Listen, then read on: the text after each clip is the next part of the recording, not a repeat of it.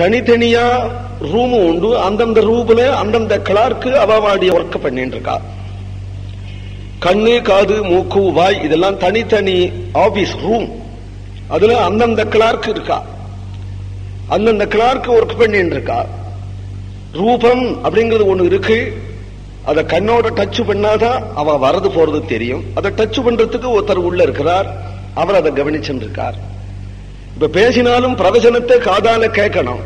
அதுக்கு ஒரு சுவிட்ச் இருக்கு. அவ தட்டினாதான் காது கேட்கும். நான் பேசுறது உங்க காதுல விழும். அவ தட்டுறதுக்கு உள்ள ஒருத்தர் இருக்கிறார். இப்படி தேவதைகள் இருக்கா.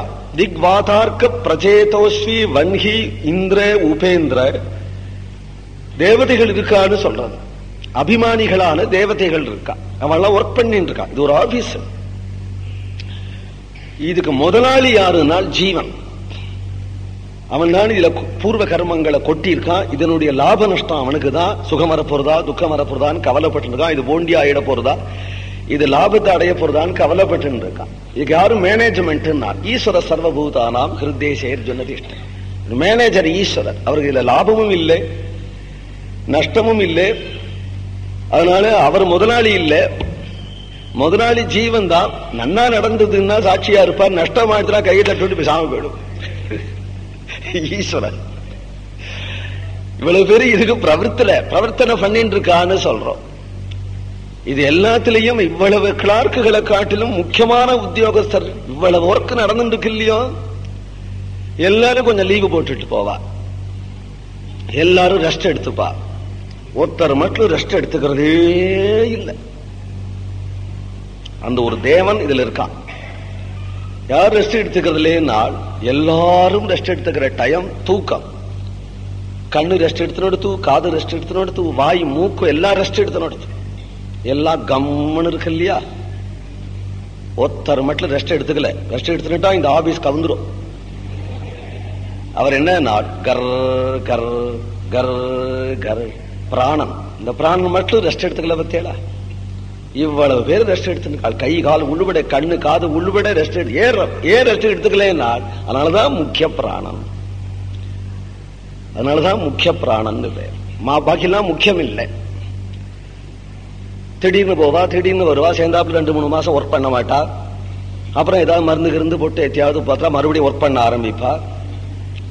பாக்கி எல்லாரும் வீணா உழைக்கிறா. உண்மையா உழைக்கிறது இல்லை. உண்மையா உழைக்கிறவர் ஒருத்தர். நாம் ரெஸ்ட் எடுத்துட்டால் இந்த ஆபீஸ் போண்டி ஆயிடும், ஒண்ணுக்கும் பிரயோஜனம் இல்லாத போயிடும் என்று நினைச்சு அவருக்கு உரிய காலம் வரையிலும் அவர் ஒர்க் பண்ணிட்டு இருக்கிறார்.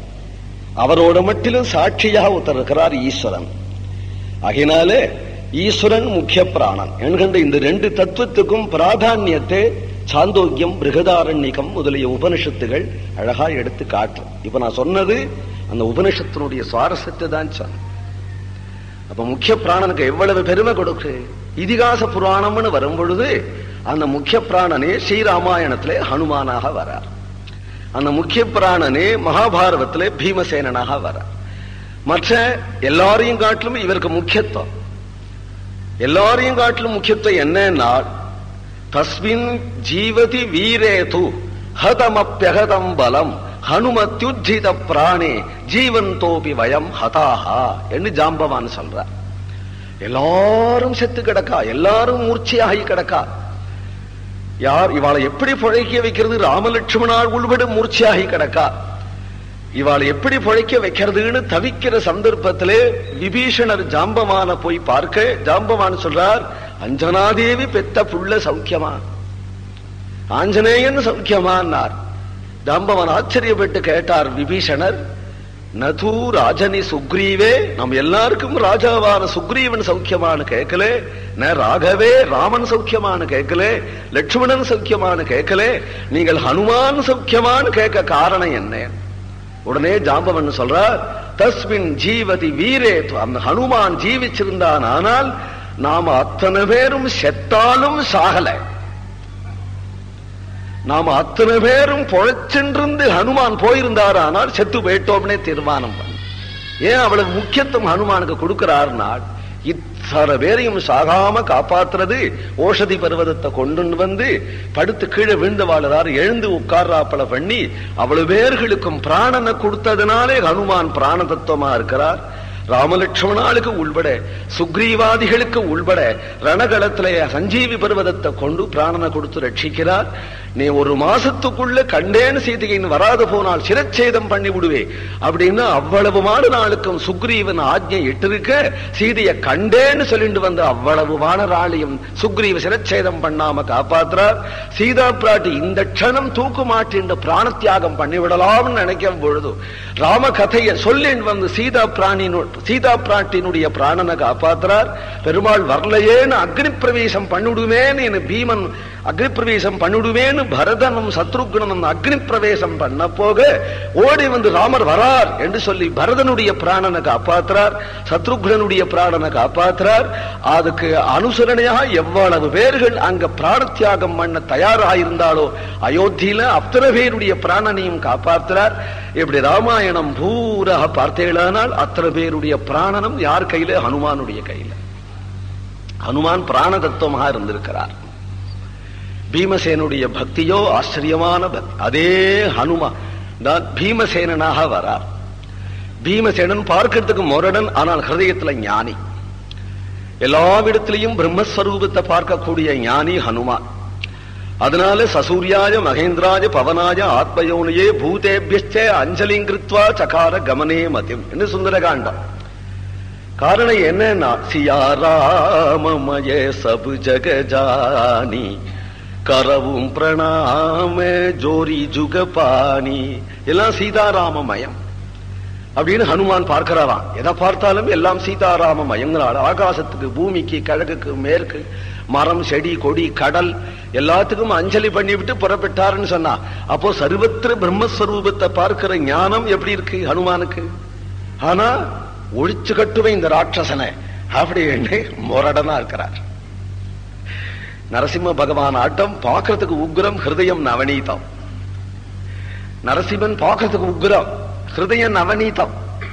அதுபோல ஆஞ்சநேயர் பார்க்கறதுக்கு ஒழிச்சு கட்டி விடுவேன், நெருப்பே வச்சு கொடுத்தி பஸ்வமாக்கி விடுவேன் இந்த லங்கைய. ஏனால் அப்படி ஒரு துஷ்டனை போல இருக்கார் ஹிருதயம். அந்த லங்கை உள்பட, ராவணன் உள்பட எல்லாம் பிரம்மஸ்வரூபம் தான். ஏனால் விவகாரத்துக்கு உதவாது இல்லையா? அடிக்கு அடிதான் கொடுக்கணும். ஹிருதயத்துல ஞானியா இருக்கலாம்.